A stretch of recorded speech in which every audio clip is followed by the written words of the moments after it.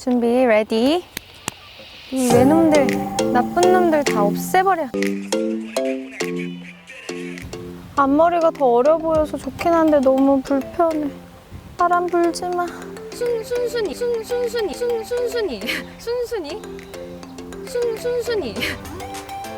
아니 너무 이상해. 제자리 아니 그러니까 뭐를 여러 개를 해보면 되잖아. 이게 나을 것 같아. 아니 이거? 이게 너무 이상해요. 아니 아니야? 어떻게? 이렇게 해요? 아 비웃었어.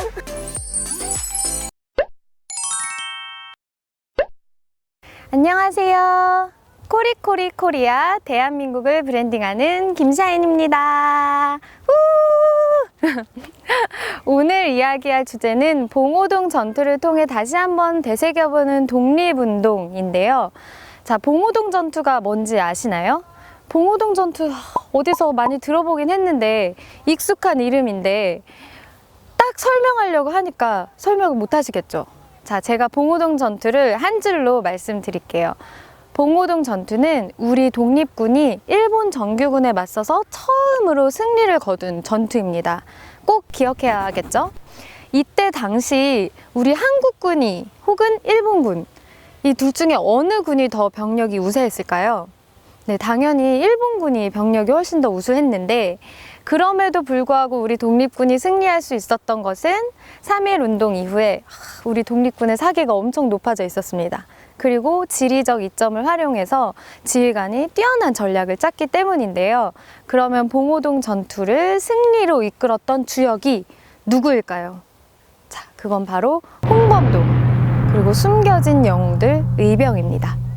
자, 이 감동적인 이야기를 하기에 앞서서 그때 우리나라의 상황 그리고 주변국들의 상황이 어땠는지 한번 알아봐야겠죠? 1902년 영일동맹, 이건 뭐냐? 청나라에서 영국, 대한제국에서 일본의 이익을 서로 옹호하겠다고 조약을 체결합니다. 아니 왜 우리나라의 이익을 영국이랑 일본이 진짜. 그리고 두 번째, 1904년 러일 전쟁이 일어났는데요. 우리나라의 지배권을 놓고 두 나라가 싸웁니다. 자, 두 번째로 열이 받죠. 왜 우리나라의 지배권을 두고 러시아와 일본이 전쟁을 하는지. 그리고 같은 해 2월 23일 한일 의정서가 강제 체결되는데요. 조선 내 전략 요충지 수용. 이 말은 무엇이냐? 한마디로 일본이 야 너네 나라 한국 너네 나라 땅 우리 군사 기지로 좀 쓸게 이겁니다. 말도 안 되죠. 왜 우리나라 땅을 자기네 군사 기지로 쓴다는 겁니까 진짜. 네. 열받아.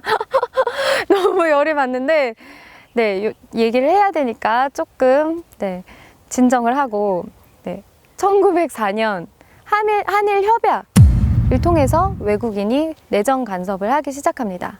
그리고 1905년 을사조약, 을사늑약을 통해서 외교권이 박탈당하는데요. 이때 한국인에서 가장 인지도가 높은 일본인, 인지도가 제일 높은데 제일 많이 미움받는 일본인 누구죠? 네, 여러분이 지금 생각한 그 이름 이토 히로부미가 한국의 통감으로 옵니다. 그리고 1907년 정미 7조약으로 군대마저 해산되는데요.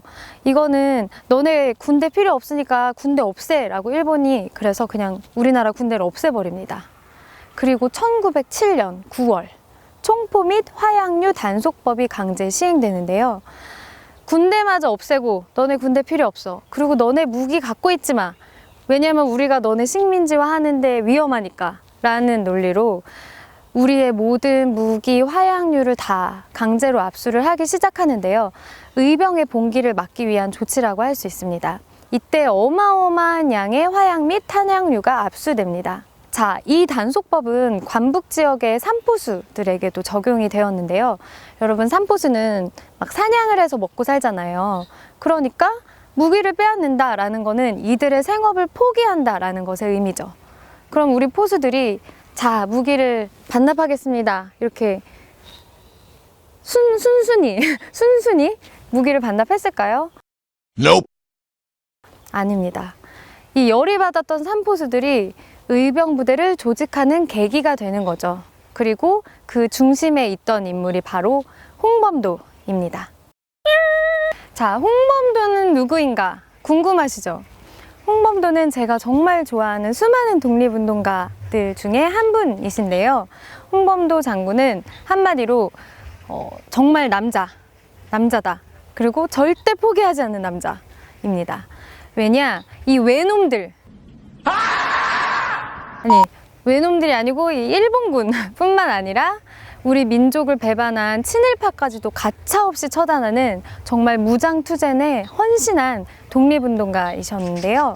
특히 일본군으로부터는 하늘을 나는 장군이라 불리었던 정말 전설적인 인물입니다. 홍범도 장군은 뛰어난 사격술과 투철한 항일 정신으로 유명했는데 어떻게 이런 인물이 되었을까요? 홍범도는 어렸을 때 군에 입대해서 사격술과 제식 훈련을 받고 또 그 이후에 절에 들어가서 그곳에서 임진왜란 당시에 정말 훌륭한 분들의 대일항전에 대해 듣게 되는데요. 이때 우리나라에 정말 훌륭한 의병의 전통이 있었구나 라는 것을 깨닫게 됩니다. 그럼 홍범도는 정말 풍족한 양반의 자식으로 태어났을까요? 홍범도 장군은 사실 머슴이었는데요. 정말 태어나자마자 어머니를 잃고 9살 때 아버지마저 잃고 그래서 너무 어렵게 머슴으로 생계를 겨우겨우 유지하는데요. 너무 힘들다 보니까 나이를 속여서 군에 자진 입대를 합니다. 근데 그 군에서도 부패한 장교를 구타해가지고 도망가게 됩니다. 그리고 이 부분만 봐도 여러분, 홍범도가 군 입대한 것이 뭔가 막 대단한 애국심과 막 희생정신을 갖고 들어간 것이 아니었죠. 절에 들어간 것도 내가 뭔가 깊은 깨달음을 얻어야지 라고 해서 막 대단한 어떤 시작의 계기를 가졌던 것이 아니거든요. 사실은 악덕한 제지소 주인을 폭행하고 도망가는 과정에서 살기 위해 어쩔 수 없이 선택한 것이 바로 절에 들어가는 일이었는데요. 이런 고통의 시간이 홍범도가 나중에 삼포수와 의병으로 활약하는데 정말 큰 밑거름이 됩니다. 주어진 운명에 저항할 수 있는 이의 용기는 자신은 물론 국가의 운명까지 바꿀 수 있다. 자, 그럼 다시 총포 및 화약류 단속법 본론으로 돌아와 볼까요? 홍범도가 살던 함경도 지방은 산이 많잖아요. 그러니까 산포수들이 가장 많았던 곳이기도 한데요. 일제는 그들에게 위협이 되는 산포수들의 무기를 뺏는 일에 정말 적극적일 수밖에 없었습니다. 그러던 1907년 10월 북청 수비대를 파견하는데요. 우리 홍범도 장군께서 동료 산포수들을 설득하기 시작하는데 임진왜란 당시 의병 봉기를 예로 들며 지금이 나라와 민족을 위해 싸울 수 있는 절호의 기회다라고 설득을 합니다. 자, 포수들이 설득을 당했을까요? 안 당했을까요? 약 70명의 포수들이 항일 의병으로 투쟁을 해야겠다라고 결의를 합니다. 그리고 이때 드디어 홍범도 삼포수 의병부대가 창설됩니다. 1907년 11월부터 이제 본격적인 투쟁이 개시되는데요. 후치령 전투를 시작으로 1년 동안 60여 회의 전투를 벌이고 일본군에 치명적인 타격을 입힙니다. 일제는 우리나라 군인보다 훨씬 더 우세한 화력을 갖췄음에도 불구하고 우리 독립군을 섬멸하지 못하는데요. 그럼 의병부대는 어떻게 일본군을 압도할 수 있었을까요? 자, 제가 홍범도 의병부대의 특징 4가지를 딱 정리해서 말씀드리겠습니다. 첫째, 의병부대는 산포수들로 구성되어 있었는데요. 산포수들이니까 산에서 훨씬 더 유리하게 싸울 수 있었던 거죠. 그리고 둘째, 기동력이 매우 빨랐습니다. 그리고 셋째, 의병장과 의병 모두 평민 출신으로 신분이 평등하다 보니까 아무래도 한마음이 잘 되었겠죠. 그리고 넷째, 민중의 절대적인 지지를 받았는데 백성들이 막 음식을 갖다 주고 또 심지어 몰래 일본군을 막 정찰하고 그런 것까지 참여하면서 정말 절대적인 지지를 보냅니다. 우리 용감한 의병부대의 무장 투쟁에도 불구하고 일본도 정말 끈질깁니다. 절대 포기하지 않고 계속 우리나라를 식민지화하려고 하죠. 그러던 1909년 7월 기유각서를 강제하는데요. 이때 대한제국의 사법권이 강탈당합니다. 우리나라의 사법권도 이제 일본 거가 된 거죠. 일제는 이에 멈추지 않고 우리 의병 세력을 완전히 없애기 위해서 남한 대토벌 작전을 감행하는데요. 무려 해군 함정까지 동원합니다. 그래서 2,200명의 일본군이 와서 우리나라 민간인이죠. 마을 주민을 무차별적으로 살인하고 또 상간마을 전체를 불태우기도 합니다.